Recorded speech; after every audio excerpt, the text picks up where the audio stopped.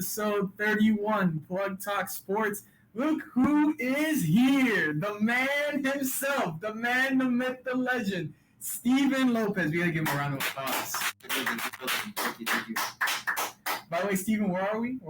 We are in an undisclosed water house of Hialeah, Florida, giving you this new Plug Talk Sports live Have show. you guys ever seen like those tweets or like Instagram posts where people would like look at Kendall and be like this like amazing like some place that's not Kendall but it's a beautiful place? It's exactly. You guys never been to Hialeah before?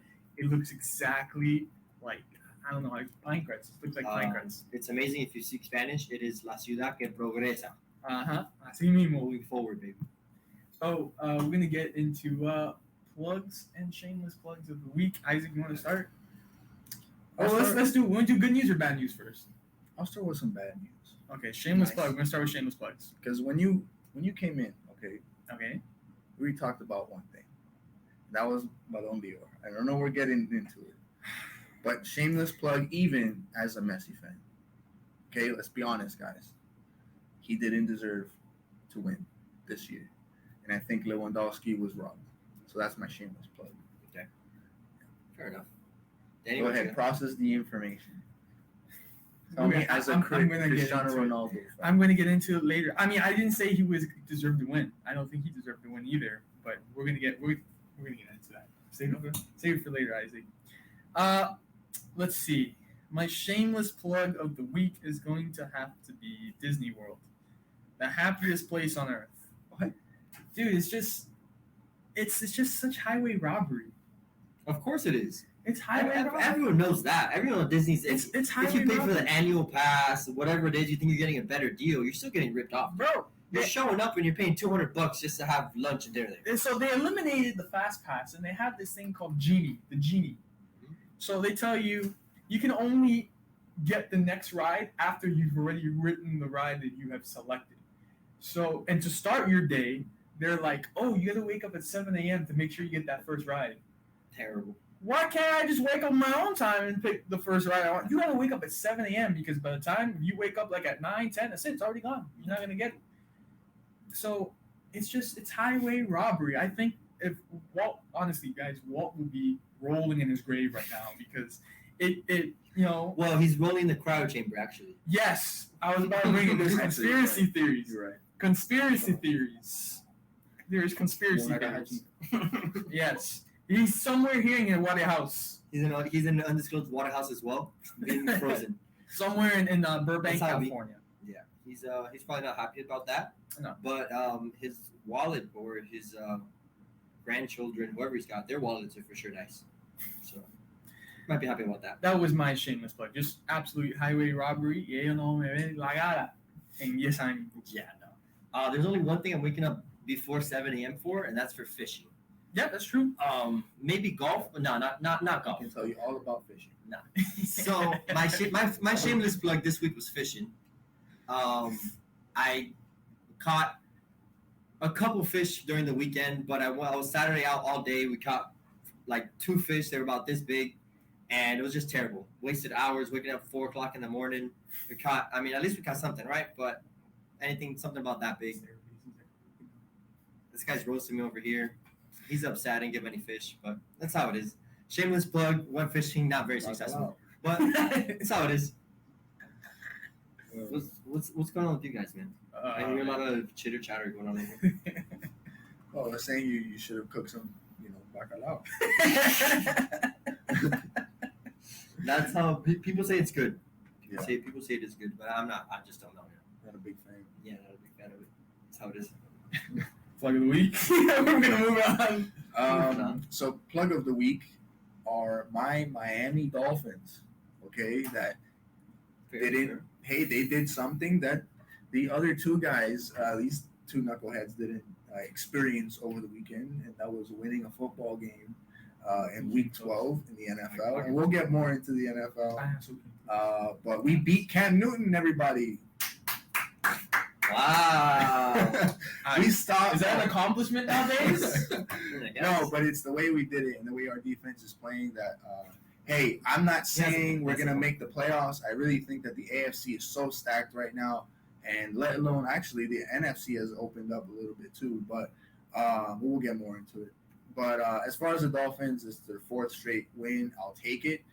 We started the season very poor, and now it gives us something to feel good about.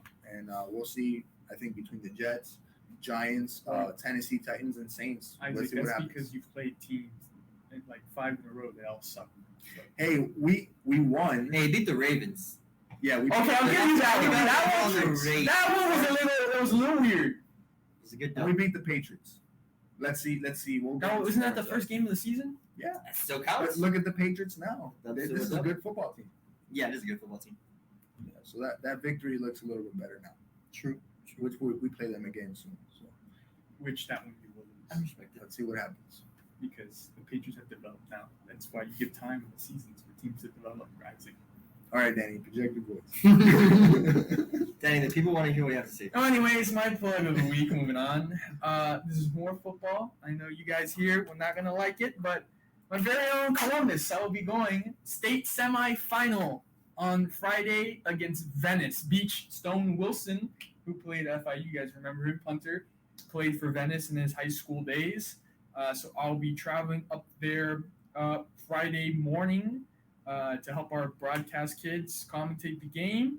And a trip to the state final is on the line, which on the other side of the bracket you have Apopka, who we have already played like 3 times in the state championship before, and Treasure Coast. Nice, good name. Now here's the deal, guys. This is gonna be the Wait, hold on. What's the mascot for Treasure Coast? Actually, I have no Is it idea. a pirate? It should be a pirate. Treasure Coast Buccaneers. Got all the booty. Got all the Buccaneers. treasure. All the booty. Yeah, there we go. They should be. I don't know. Somali pirates. All I know is Very specific. Venice. Venice is the Indians. It's the Venice Indians, which it's kind of weird because it's the Venice Indians against the Columbus Explorers. That's messed up. So it is a little messed up. Right after Thanksgiving. Yeah, That's not a good look. it's not a good look. High school sports is bad. Yeah, Florida should have really thought about that one. See They're who gonna they get wanted. It's not good. I mean, you guys should bet on Columbus then, right? The Explorers are going to beat the Indians. Yeah, money's probably on Columbus. But tell us how good Columbus is again. I don't know. Venice is pretty good this year, man. I'm gonna tell you. Okay. I mean, if history tells us anything, Danny, the Indians don't win. He said it. I didn't say it. I didn't go that far. That dinosaur. Well, here's the punchline. You guys ready for the punchline? The state championship this year, and this is why you guys will then start laughing because you guys know information of my personal life. The state championship is at Drive Think Stadium. So can you guys? Okay, That's great. here's the punchline. Can you guys imagine the first championship delivered to Drive Think Stadium will be by Columbus without on the field with the trophy? Oh, how glorious that would be! Wouldn't you guys think that would be a pretty glorious moment?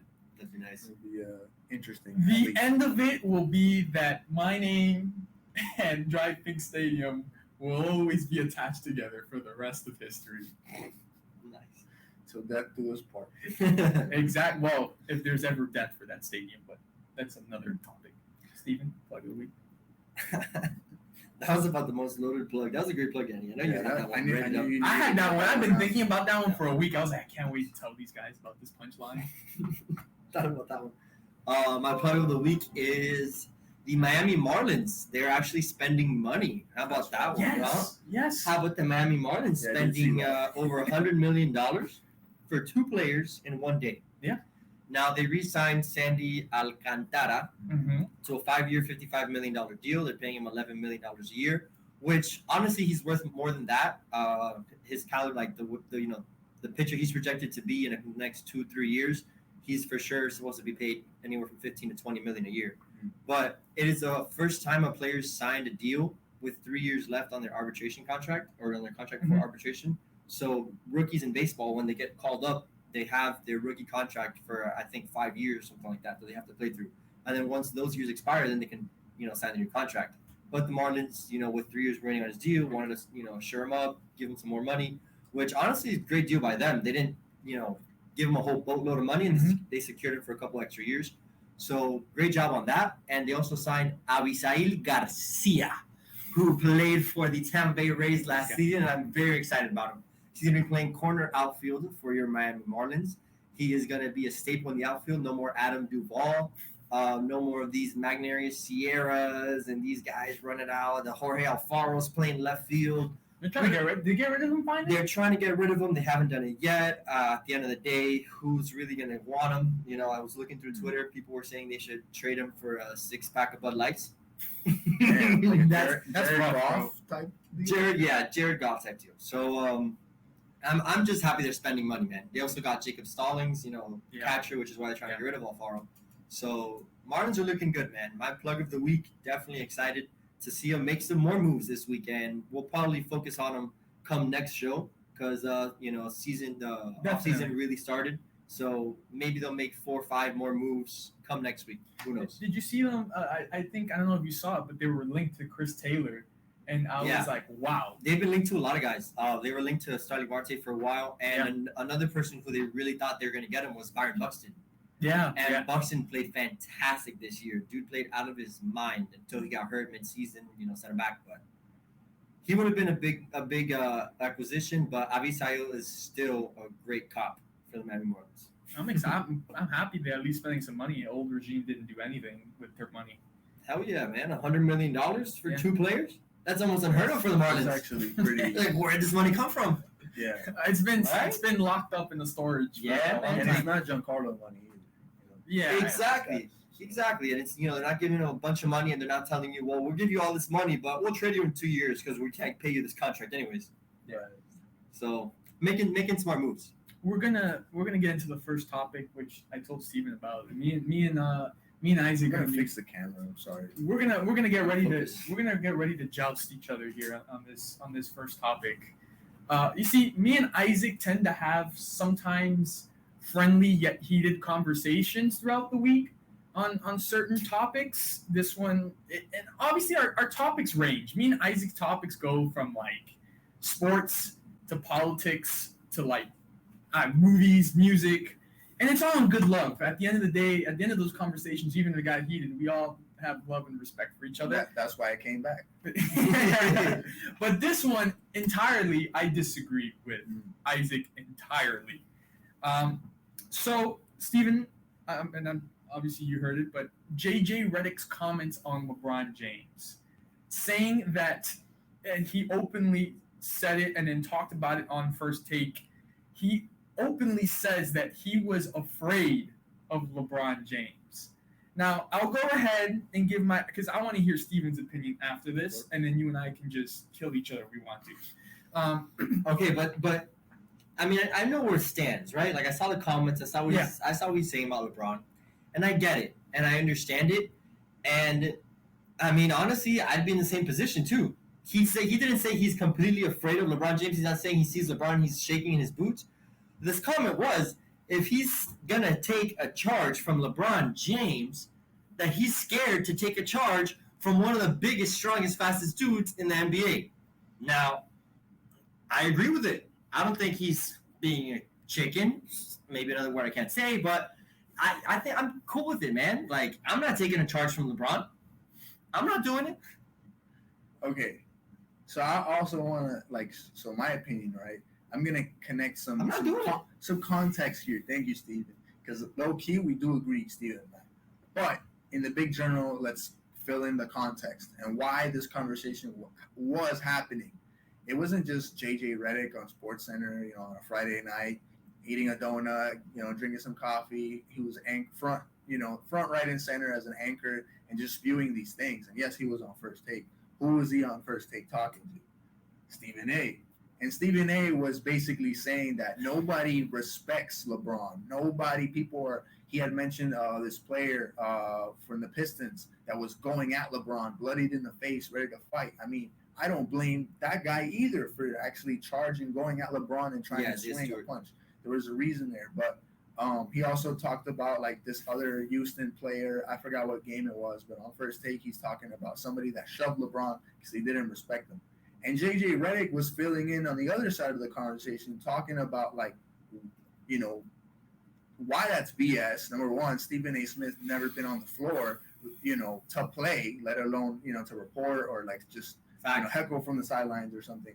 He's never been in those players' shoes. So JJ Redick's point of view is straight from the player. And what he was saying was in the middle of the game, yeah, he's not willing to take a charge. Obviously, a smaller guy. JJ Redick's like 6'3", 6'4", or something like that. Where we're talking about a shooting guard, we're talking about a point guard versus one of the not just all-time greatest shot blockers in history, but now you're talking about taking a charge and he's going full steam at you, and he's 6'9", and he's 250, 260 pounds or something like that, coming at you full force. And he also played with LeBron in his prime. This is not a young, veteran. Young rookie talking here. This is a veteran who played with LeBron during the playoffs in his prime. So I think that's the context you got to fill in. But anyway, I do agree with JJ Redick, but only to spite Stephen A. Smith, because Stephen A. Smith had no idea what the hell he was talking about. Yeah. So there you go, Danny. And these are NBA players, not UFC fighters. So this is expected. Yeah. You done? I am finished. You done spewing that garbage? You done? Go ahead. Tell me why I'm wrong. Go ahead, Danny. Here's my points. He wrote it all down. He has a full script right there. Here's my points. One, if you are an athlete or any sort of competitor in any sport, and you say you're afraid of your opponent, you have lost all credibility as a competitor. Never heard Kobe, never heard Jordan say they were afraid of anybody. And yes, it's Kobe, it's Jordan. Yes, those are one in a generational talents. But let me finish here, Mr. Lopez, Mr. Whitehouse. Stephen A. didn't say he wasn't respected. He said people respect LeBron James. I think that people, yes, did fear LeBron James in his prime, which I think was here in Miami. That's what JJ Redick was I saying. don't think people fear LeBron anymore. I don't think he's feared anymore. When would you ever see a rookie go at LeBron James like that? Or like a rookie go at Michael Jordan like that? Never. You would never see that. You would never see that. The Suns come into a series against the Lakers and they easily say, we can take these guys out easily. They're not afraid of LeBron. No one's afraid of LeBron in the league right now. He does not pose a threat. Yes, he is the poster boy of the NBA. We understand that. But once you say you're afraid of an opponent, that opponent already knows that they have a mental edge over you because they know that you're scared of them. As a competitor, I think that's very weak. I think you're showing weakness for the competitor and for the opponent. And I personally think it's pretty dumb by JJ. I mean, he can say it now. He's retired. But he thought about it when he was playing. Obviously, he was coming out and saying it now. He thought about it. So it's pretty dumb to me. Okay, well, he's coming out now. He's saying it, yes, after he's retired. He's never coming out in the middle of the season when he's playing saying, I'm scared of LeBron James, I'm scared of all these dudes. Obviously, different sport. How many wide receivers do you think used to line up on the other side of Ray Lewis and think, God damn, I'm shaking in my boots looking at Ray Lewis? But they're not going to come out and say it. Because obviously it'll make them not look like a competitor or anything. But when they retire and, these Brandon Marshalls and these guys getting together, with your Cinco and stuff, I'm sure they talk about it. Drinking wine. I'm sure I used to hate lining up against this guy. And it's how it is. And it's not that people don't respect LeBron or, they're not scared of him. I mean, this dude's still dominant. Danny said LeBron doesn't pose a threat. Now, this man's showing up to the NBA Finals every season for the past decade and a half. How are you going to say this man doesn't pose a threat in the league? What happened last year? You said the Lakers were going all the way to the Finals. Remember that? You remember that, right? You said the Lakers were going all the way to the Finals. What happened? Okay, this one season. What happened? So, the point is, for the past decade, LeBron's been a threat to the league. He's been a big threat. For, people go out and, they try to challenge him and these new players aren't, going to play respect and, be humble and stuff. They're trying to go at him. And with the Isaiah Stewart situation, LeBron hit him first. It's not that the guy went out and attacked LeBron. LeBron hit him with a little cheap shot, slap in the face, started bleeding from his face. Dude started tasting blood, and he went all over him. I mean, it's a whole different situation to talk about, but still, at the end of the day, yeah, LeBron poses a threat. People are, trying to compete at 100% to beat him, and that's what he's getting every night. Like it's tough to beat him, and tough, and everyone wants to come out and compete 100% against him. People are more afraid nowadays of Steph Curry, not LeBron James, or even Kevin Durant. How many finals are they getting to? I guarantee you, I'll put money on you this year that the Warriors make the finals. Okay. But okay, all right, but that's 1 year. I'm talking about the decade. 11, 29, 21. Remember that.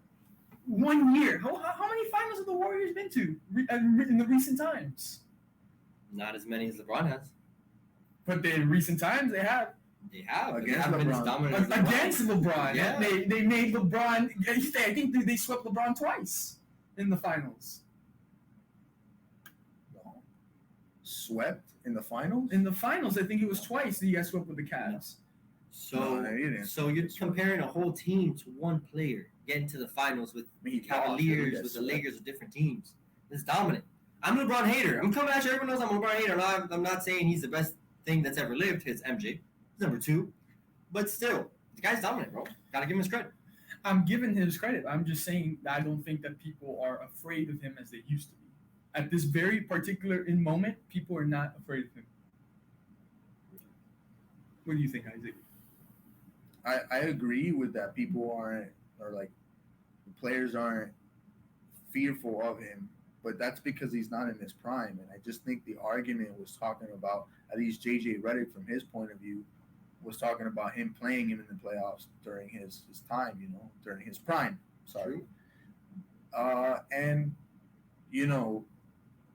the context matters here. Who's saying these things? It's Stephen A. Smith. Probably plays ball at LA Fitness or something, if he can even move at that.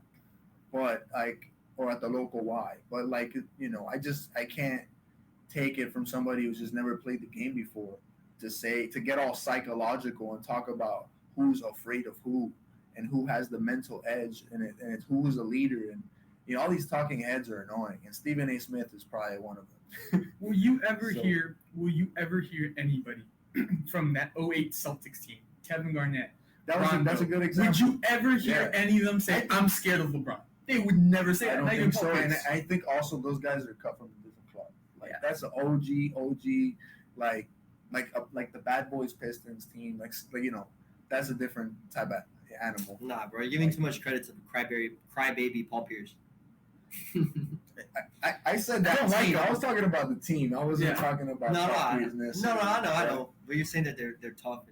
KG is tough. I just feel like their attitude was different too. They got into a lot of wars with the Lakers and all that back in the day. But yeah, okay. Perfect example. Let's say Jimmy Butler and Anthony Edwards, his name, from the Timberwolves. What happened in that situation? I don't know if you guys saw the play, but the ball was going back to the Heat, and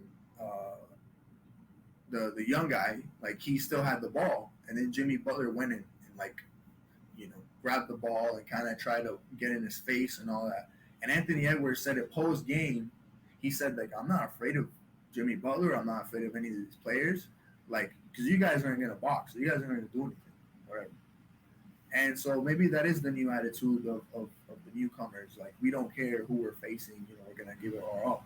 But, I can't change my argument. My argument is against Stephen A. Smith, not you, Daddy. I'm sorry. And it should be that way because that's how it used to be. Because there was a period of time where, it's LeBron James. I'm scared. And even you go back to the Miami days, I even thinking into the playoffs when he was in Miami, I still think there were some teams that weren't afraid of him. You look at those battles with the Indiana Pacers, I don't think the Pacers were scared of going at LeBron. I mean, what was this guy's name? Nazi Muhammad, who got up and pushed LeBron James down to the floor. He wasn't. He was in the Chicago Bulls. He definitely wasn't afraid of LeBron James. So, and there's even guys. There's guys like Shane Battier. If you would put Shane Battier on another team against the Heat, he would take a charge from LeBron James. He would. Even today, Max Strus or Gabe Vincent, they'll take a charge from LeBron James, no problem. Yeah. Because those are guys that will do it for the team. I doubt Gabe Vincent. I don't know about Gabe Vincent. I haven't seen him take too many charges. Even let's say a small guy like back in the day, like Jason Williams, he would take charges. I don't think. Screw Jason Williams. I Brian don't. Scalabrine, Yeah, Brian the Scalabrine, legend. the legend. So I got a good story on Jason Williams, right? I'm gonna bring him up. I'm walking through Sunset Place with my dad. I'm about 10, 11 years old, walking by Sunset Place. Jason Williams is currently point guard for Miami Heat, balling up, playing nasty. I'm watching him like every night on TV with my pops. Randomly walking through Sunset Place one night, getting a bite to eat with him, and I just see Jason Williams walk by. And I told my dad, yo, you know who that is? And he stops and he's like, yo, Jason. And he's walking to his car. He's like with one of his friends. And Jason Williams stops, turns around, looks at me and my dad. My dad's like, hey, an autograph, a picture or something. And he just looks at us, like looks us up and down, looked kind of disgusted and just turned around and walked away. And went back to his car. And that is the one real life moment that I have, memory that I have of Jason Williams. So I don't know if you guys have those like memories that you like see some dude like that. Like that's real with Jason Williams, dude. Like I love him as a player, still do. Like everyone loves him on the That court, must right? have hurt, bro. That Sick, must have hurt. right? Like what a great player you watch play. Small Steven, bro, and just do Come that. on, Small I'm just Steven. looking up to this big dude. Like, come on. The point is, They want me to do it. the point is, if you say you're scared, and at least for men in the sports, if you say you're scared of another man in a competitive sport, you lose all credibility as a competitor, and that's my take on it. These guys are obviously just going to Mr. that's Softy's ice cream. But Soft serve. you have to understand the context. This is JJ Redick we're talking about, who's retired. He can say these things, and he can talk about his experience. But there's guys who will retire who never say that. Good for them. They will There's a never say that. whole movie on Michael Jordan about, and it's full of anecdotes, full of stories of different players having run-ins with Michael Jordan, and maybe it wasn't fear that they felt, but they felt something, and they were like, "Well, this guy's different." There's Well, gonna yeah, be they those felt stories. his dominance and his impact in the game, definitely, which is okay. But I don't think in that entire documentary you ever saw someone sit there and say, "I'm scared." What about the Black Mamba and Kobe? Like, They asked there Kobe, has to be. they asked Kobe specifically one day, and you can pull up the clip. They said, "Have you ever feared another man on the court before?" He said, "I absolutely have never." No, feared I'm saying, another but man on maybe the court." players feared him. Other players, there's gonna be something else. It's just the way of the I'm game, scared to see dude. You just somebody is lined up in front of you that's better than you, and naturally in your head you're gonna think that you're not as good as them because you're not, and it's just how it is. You're lined up in the field. One person's better than another. Sometimes LeBron James will have a rookie in front of him shaking in his boots. Sometimes he'll have a rookie in front of him, Kawhi Leonard, that comes up and doesn't care about him, and stuffs him in the face and plays D on him. It's just how the way the league is. People are built different. Some people aren't scared and they won't come out and say it. Built different. Some people will come in like JJ Redick and say, "Hey, I wouldn't take a charge from this guy." I'm not saying it's right. Don't get me wrong. I'm not saying everyone should come out and say, "Oh my God, I'm scared of this guy," and give the whole list. I'm just saying if a dude wants to come out and say, "Yo, LeBron James is scary as hell. When I was back in the league, I don't want to take a charge from him because I thought the guy would run me over and I'd break my back when I fall on the floor." Well, that's probably true for JJ Redick, and you can't tell me it's not. So Hey man, that's his opinion. Let him have it. Dude's scared. hey man, I know Jason Terry got bodied by LeBron. There you go. But listen, What? he got him in 2011 though. He was draining threes all over LeBron in the fourth quarter in the NBA Finals, and so was JJ Barea. Exactly. So I don't think the 2011 Mavericks were also afraid of LeBron James, and they were a wheel, and so were the Spurs. They were legit Leon Medical Center's infirmary, and they still took out LeBron. So the point That is doesn't sound like. that's the difference between champions. There's a difference between champions and just weak chumps. And that's the topic. Now we got Mr. Tough Guy, Danny. You damn right. Once I went down to Texas, Better not shave that beard. I don't know, bro. I can't. What's that thing you from SpongeBob to get into the building? I'm a goofy goober. What is it? No, you gotta get into salty spittoon. The salty Soft- That's what it is. exactly. Danny is tough enough. on you. Danny's tough enough for the salty spittoon. You damn right. I have Stephen A. Smith as my mascot. Yeah. For all my work. You damn right. You see how big this guy is? He's scared. He's scared. I'm not scared. He's scared. Oh man. So we're gonna talk about some football. We already talked about your sorry Dolphins. I'll give them credit. I give you credit. We got the Colts here, almost. I was pulling for you. It happens. Almost. And then, I wasn't pulling for you. well, you never. But you pulled my did. team. You did enough damage. True. To my fantasy team. Well, then you have my team, who so close in an overtime game, so close on Thanksgiving, just falls to the Raiders. We have missing CeeDee Lamb, missing Amari Cooper. Now today, and of course, I get messages from you and messages from everybody. You know, Mike McCarthy has COVID now. And the thing is that COVID's a very serious thing, and these guys are laughing about Mike McCarthy. Who's laughing? You were laughing. I knew you sent you a message. Isaac, I knew the intention of that. That I knew the coach intention of of that your message. favorite team. You know the intention of that message? No. You definitely know the intention of that message. You said, look at this The guy. intention. I'm going to This send guy it to them. Stephen A. Smith. What are the psychological factors of the message that you sent?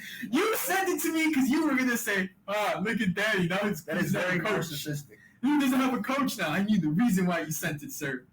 I knew the Well, exact okay, reason. there was one joke in it, and it was Jason Garrett, who was let go recently by the Giants. Okay, that's like funny. maybe he might fill in as an intern coach or something like that. He should go coach the Clap, Colts. clap on the sideline. That's a good one. That's a good one. That one was good. I did think that was funny. But anyways, yeah. Colts. What's the Colts record right now? We're sitting around 500. I think where are we at? Just about 6-6, Got you guys. something like that. I know we're Colts are second in the division behind the Titans. Yeah, we're falling off. It's surprising. The Titans are falling off, but to be honest, I mean, it's Derrick Henry. Derrick Henry is their offense. I don't know if you guys will say this as a hot take or think this is a hot take. And Isaac, I don't know if you think this is a hot take, but I can see New England coming out of the AFC. That's not a hot take. I can see New England coming out of the AFC. But it would have been like in the off season Or beginning of the year. Exactly. And Buffalo's struggling now. Like Buffalo's lost. They lost to Indy. They lost a couple games now, and their offense doesn't look productive. Like Allen looks a little off with his passes. Stephon Diggs, although he killed me, did enough damage, got enough passes down the field to Stephon Diggs. But Allen, like I said, his accuracy, I think, is struggling, and they're not running the football. And that defense is allowing points. They're not as dominant as they were in the beginning of the season.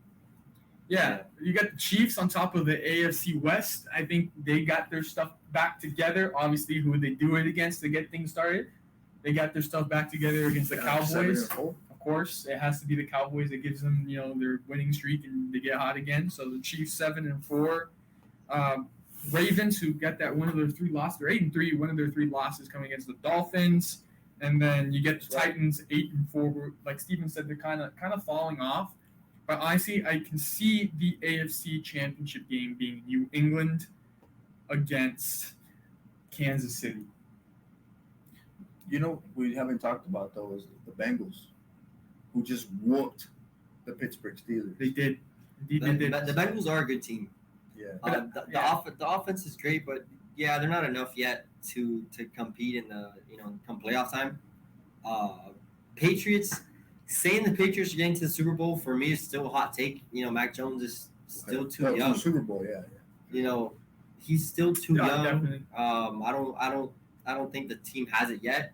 Obviously they're gonna make it to the playoffs unless team goes under. I don't know what. But it's a good squad. The Patriots are a good team. Everyone knows that. They got Bill Belichick. Same old's going on there. Mac Jones is looking like a little mini Brady in there, in the pocket, throwing his little slants, hitting people in the chest for short gains and whatnot. That would be a good thing for Bill Belichick. So many people slandered him after saying, "Oh, look, it was the problem was Belichick, not Brady." Yeah, exactly. And everyone's saying Belichick, and I don't know why people were ever doubting Belichick in the first place. But people love to hate. But coming out the AFC, let's go around AFC Championship game. Who do you think is in the AFC Championship game this season? I would have to say Chiefs. I'd have to include the Chiefs in there just because I don't see Pat Mahomes not making it. Against who? I want to say Ravens. I don't want to say Ravens because of Lamar Jackson's play last night. It was very suspect against the Browns, throwing interceptions here and interceptions there. But I know he's good enough to limit them, and that's been his problem come postseason time, right? Turnovers, giving teams, fumbling, good field position, making bonehead mistakes. So it looks like he's got, the read option down packed to a point where he gets out, he knows where to slide, how to get down. He does take some hits sometimes, which is still going to be tough for him, bro. Like Lamar Jackson is going out, and he's not a big dude. He's going out running around. He's getting hit by linebackers and guys in the middle of the field. Safety's hard. So I feel for him, man. He's a great quarterback, but limits turnovers. Takes care of the ball, knows how to throw the ball, make good decisions, and he'll get to the Super Bowl. But until then, I still got the Chiefs coming out. The AFC. I got championship game. I get New England, Kansas City, and I'm gonna have to agree with you. I think as bad as I want to say New England comes out of the AFC, not just yet. And I think Kansas City will come out of the AFC, which leaves Isaac. Who do you have in the AFC Championship game, and who comes out of it into the Super Bowl? I was gonna say Los Angeles Chargers as a dark horse for the AFC. They've kind of fallen off. But yeah, they haven't been playing as well, and we saw the Denver Broncos kind of go up and down. Yeah. Las Vegas is now at the bottom of the division, but they're only 6-5 now. But the AFC West is so crazy, so stacked. You wish the AFC East was as competitive as that. And I wish I could say the Dolphins will be coming out of the AFC East. But yeah, man, out of the AFC East is going to be the Patriots. I think they're starting to put everything together. The defense is dominant. Defense is really good. They're legit, and that's probably one of my worries as a Dolphins fan. In that second game, yeah, it's not going to be pretty. We need to be efficient. Tua needs to be efficient, and that's something that Lamar Jackson has not been. And so that's why I don't have the Ravens, who have been injury-riddled too, and their defense has kind of been up and down. I don't have them in the AFC Championship, so I think it'll be Patriots and Chiefs. Unfortunately, I hate saying this, but Kansas City Chiefs, I don't know if we can rely on their defense. And Mahomes has not been the same quarterback.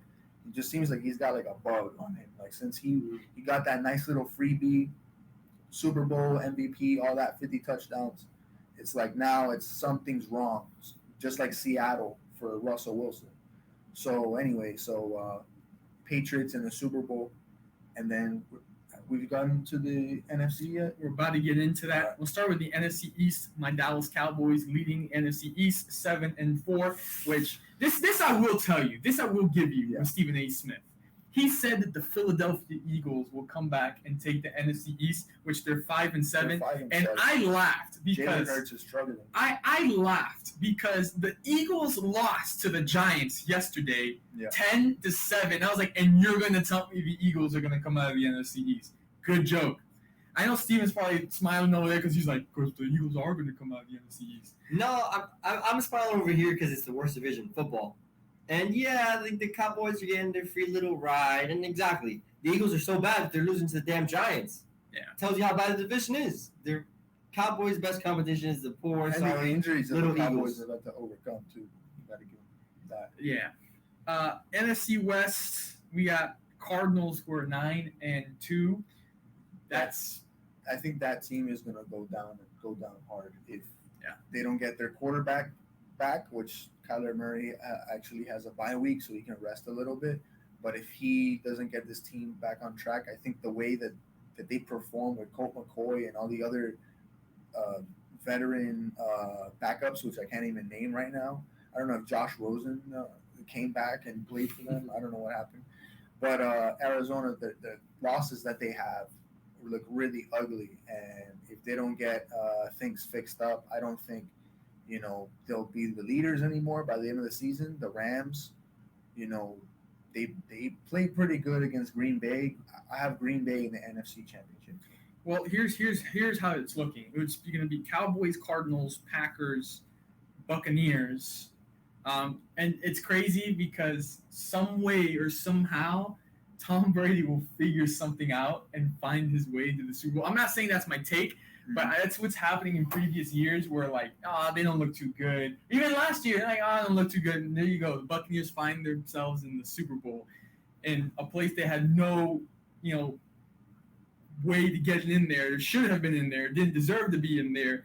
But yeah, two hottest teams in the NFC right now are the Arizona Cardinals and the Green Bay Packers. Do you guys think that's going to be the NFC Championship game? Minnesota and Green Bay.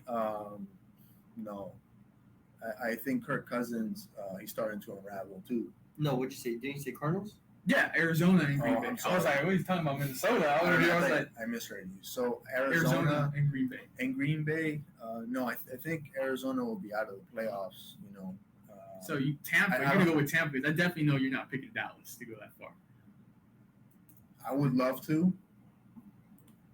but whether it's Dez didn't catch it, or Dak throws a pick six, or he doesn't even make it to the end of the season, or Ezekiel Elliott who's being looked at, there's just always something with the Cowboys. And if I'm betting, we're not, but if I was putting my money on it, I wouldn't put it on the boys. I'm sorry. The Cowboys, go ahead, Steve. Go ahead, Steve. So Danny's giving Isaac the options of the Cowboys, Right? He's and the Packers, and you got the Cowboys and the Packers, and you got the Buccaneers. Danny fails to mention the Los Angeles Rams. Yeah, that's what I was going to say. Fighting for a wild card spot. The LA Rams are a fantastic team. Danny hates the fact that I talk about them, the fact that OBJ is on the team. I don't know. Danny's the hair of the LA Rams for some reason this season. It's a new trend. But this is a team that I like, a team that has acquired some. And that's why I hate it. Some good veteran leadership on their squad. Von Miller, the likes of OBJ. So the team's looking good. I'm confident in them.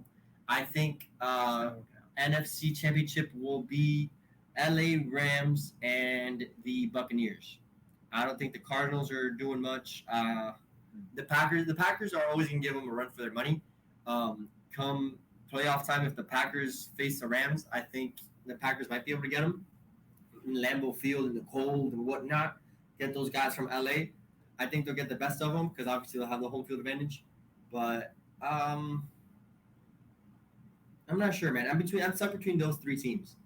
It depends what happens. If the Packers play the Rams, it'll be the Packers and the Buccaneers. If the Packers play the Bucks, I got Bucks Rams. The Rams are as suspect as the Cowboys right now with the same 7-4 record. And I'm sorry to tell you, I knew that you were raving about it. This guy, he almost had a heart convulsion when he heard Odell Beckham was going to the Rams. He was like, "Oh my God, Colts fan. He's going to the Rams. He's going to the Rams." He texted me, he's like, "Hey, he's going to the Rams. They're going to the Super Bowl. They're going to the Super Bowl." He was calling Super Bowl already for OBJ and the Rams. And a lot of people were. Let me tell you, OBJ and the Rams is just not going to work out. It's not going to work out. You're already seeing Matthew Stafford already trying to force the football to Odell Beckham Jr. Caught it for his touchdown. It's one touchdown. It's not going to work out. It's not going to work out. You want him to catch 5 touchdowns in one game? You want him to catch one? He used to be. He's not as dominant as he used to be. I wouldn't even put him.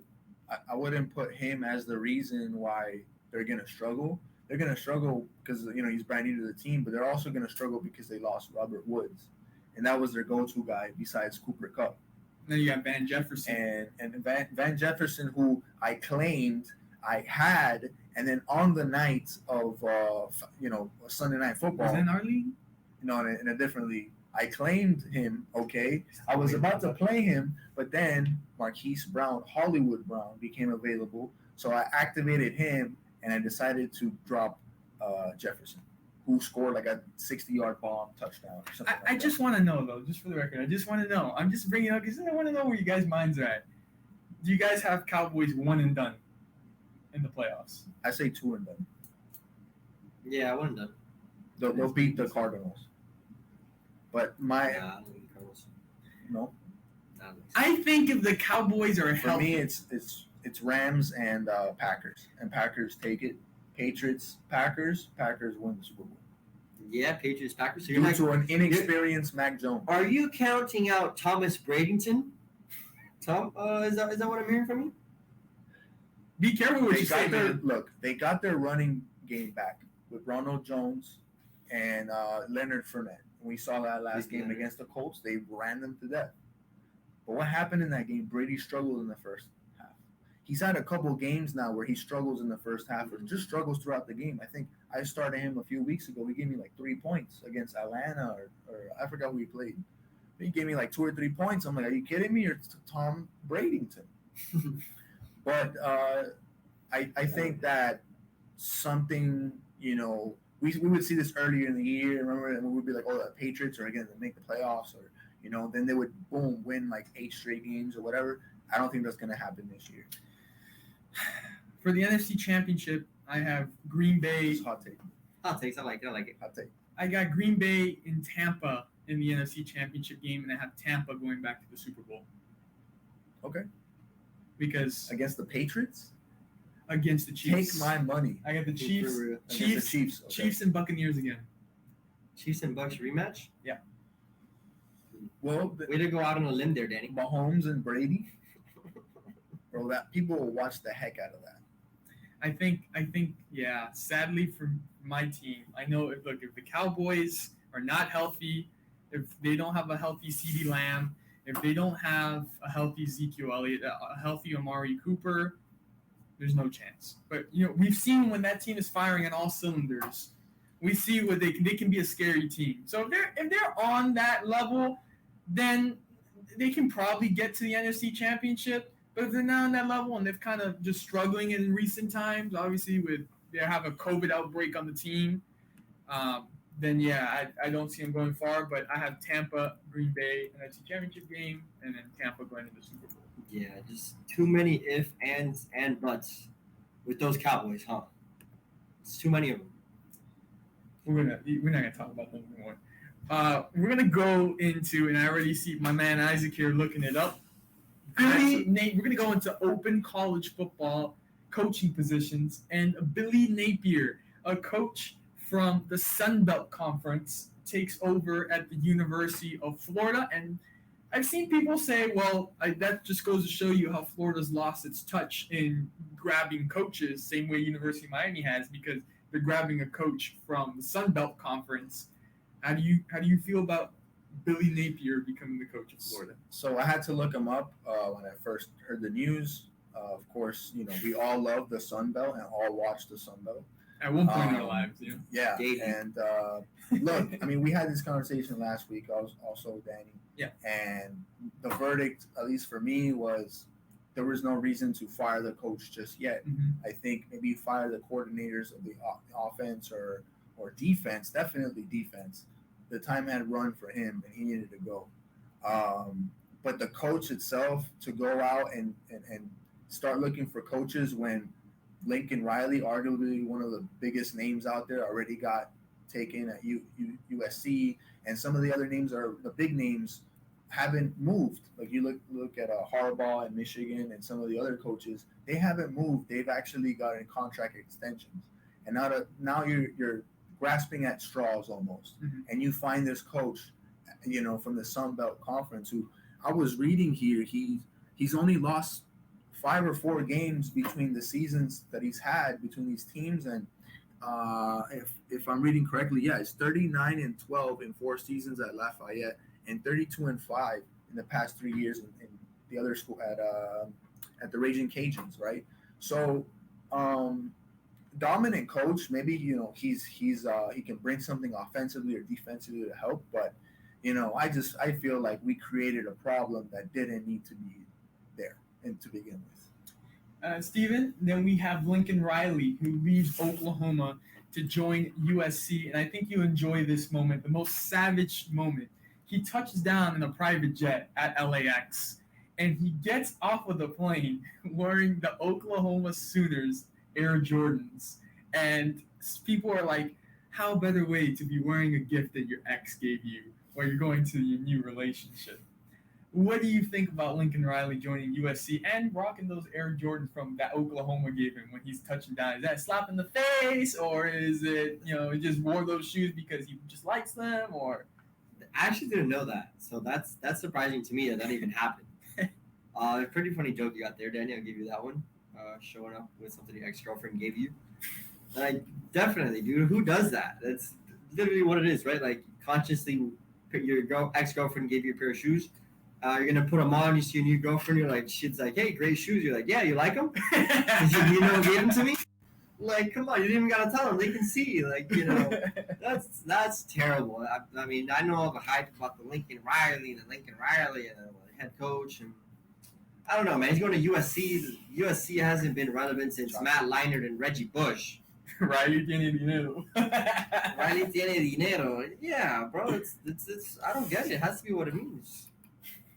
I don't get it. Not a big fan of the decision. Then, of course, we have 2 vacant coaching positions. I think right before I get into that, Brian Kelly, as we're getting ready to start the show, moves from Notre Dame to LSU. He takes that position. Yeah. And then we have the 2 vacant positions here at home. University of Miami, we hear people talking about Lane Kiffin and Lane Kiffin this, Lane Kiffin that. And you got Mario Cristobal, who is tied to University of Miami as well. And then, of course, then you just have the FIU position, which nobody's tied to yet. We need to look at the Sun Belt Conference. I was joking. These guys didn't get it. Our hearts just dropped for a second. Yeah. Like, are you serious right now? That's the thing. Like, these coaches, I mean, going back a couple of years, at least the thinking was you see a Butch Davis walking around and you're like, yo, it's Butch Davis. He's going to help us. Yeah. Like these kind of coaches don't necessarily walk around and think of FIU as their number one destination. They're going to want to get paid a lot. And he just got rid of their director of sports or athletic director. Athletic director. So that's another position to fill. I don't know. I'm not an expert on finding the athletic, directors. Certainly, you said they should come from the Sun Belt Conference, right? But definitely, like to not joke around, to be serious. I guess the answer would be to find a coach that's done it before in another conference, maybe in Conference USA, but somebody who's actually done it. Not an assistant coach, not a coordinator like some of these NFL teams do, where they marry their entire system to that person, and they're learning on the job. You want somebody with experience, and hopefully these teams can do that, especially because the talent that they do get, like a Jalen Phillips or like Njoku, like these guys are going to end up in the NFL. Like they have the name, University of Miami to grab the talent. They just need to go out and get it. Like same as Florida, who beat FSU. And FSU, hey, they didn't wow anybody, but they kept their coach, right? So we'll see. UM is doing it wrong, is what I'm trying to say. And now a question I want to ask you guys from the FIU side of things. Do you guys think that Butch Davis was wrong? It's getting a lot of heat on Twitter. Butch Davis was wrong to speak on the university. Again. Yeah, I know. I saw it. Was Butch Davis wrong to speak on FIU athletics department on his way out? No. They're the ones that put it out in the LinkedIn, right? On LinkedIn, on Facebook, wherever they put the open position. Because there's a lot of people on Twitter saying, FIU alumni saying that Butch should have been classy on his way out and not have said anything. My take on it is that he's had enough. He's been quiet for a while. I'm sure he's been holding his tongue for quite a while, and he was just sick of it and just said this. Now, there is a clown, is what I'm going to call him, on Twitter. You guys probably know who he is. It's Pike Danny. I'm going to call him a clown. He's a little fanboy is what he is on Twitter. He says that since I had a short tenure of 2 years, that we don't know anything about the inside of the program. But let me tell you, that short tenure got me a lot of places. So, and he also said that the 3 of us filmed this little podcast, as he described it, out of my mother's garage. Not anymore. Now we have a studio. We have a studio. We moved. We're moving. We moved. Yeah. Now we're in a White House.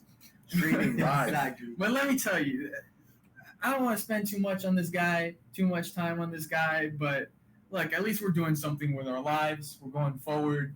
This guy, he's always hard to please. He's always complaining about something on his broadcasts. Since he brought up my mother, I will say I don't know how he pleases his wife every day. But look, man, this is just it. Like, we have a lot of people complaining on Twitter about FIU and Butch Davis, and I'm gonna defend him. I think he was a great coach for our program, and I think that he's had enough. He had enough with the program. And said what was right. He had to complain about putting $150K of his own money into the program because of shoulder pads being old and footballs being old.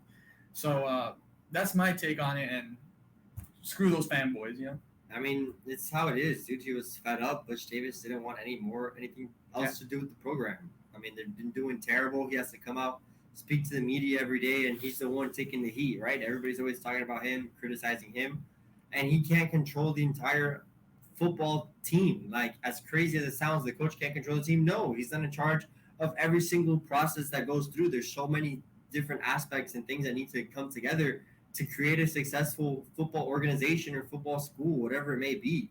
It doesn't all fall on the shoulders of the head coach. I mean, the guy goes out there, he goes out, puts on his best smile, and coaches the team to the best of his ability. Dude, yeah. Butch Davis is still a good coach. I mean, everyone has hated on the guy, and obviously the team has been doing terrible. But FIU has seen the success that they haven't with other coaches with him. And yeah, his time went and came and went, and that's it. But it's.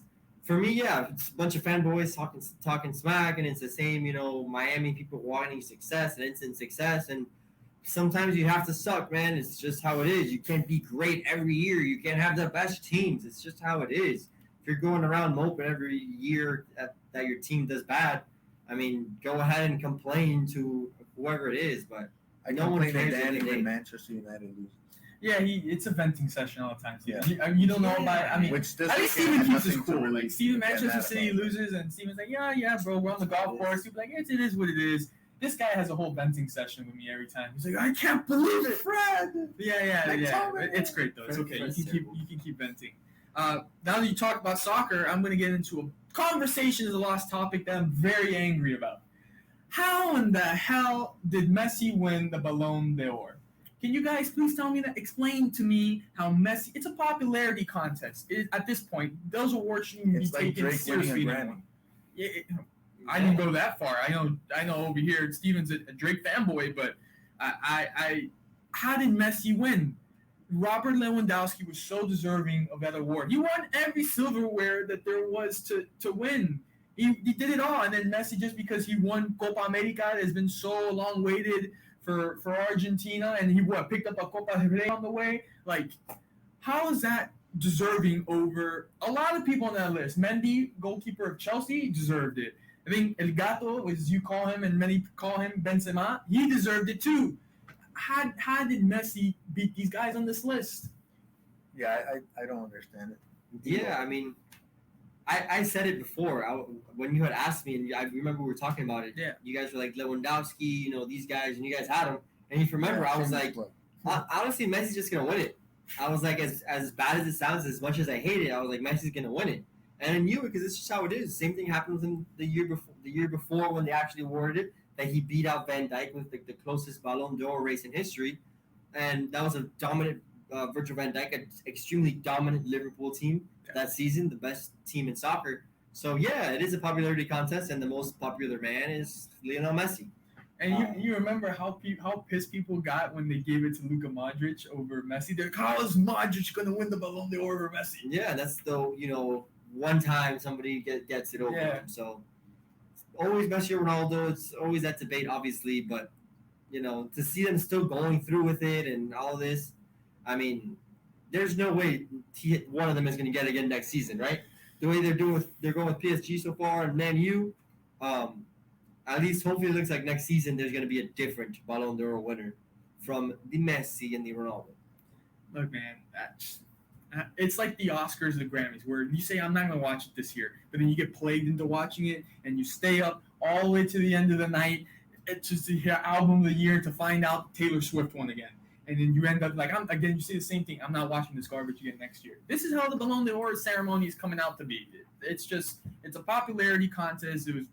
It's rigged again, and it's just unbelievable. I don't stand for it. As much as a great generational talent Messi is, he did not deserve it this year. He himself said on the stage, he's like, this trophy is for Robert. It should have been Robert's trophy. So it is what it is. It's a popularity contest, and unfortunately, regrettably so for myself, he has a stuffed trophy in his house. It's so sad. Well, anyways, it was a great, eventful episode. It was fun having Steven here and at Wade House. He came straight from fishing. He has the fish on him there.